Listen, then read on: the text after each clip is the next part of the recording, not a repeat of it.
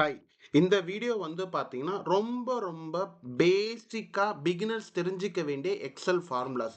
First addition equal ஒரு cell plus இன்னொரு செல் பண்ணா addition.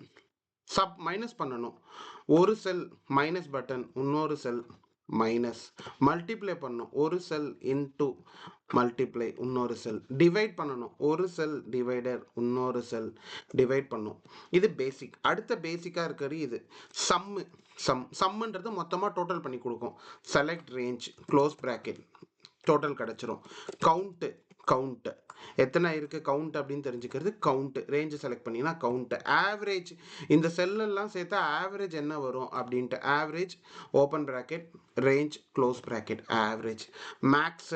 Maths number max select range close bracket max number. சரிங்களா?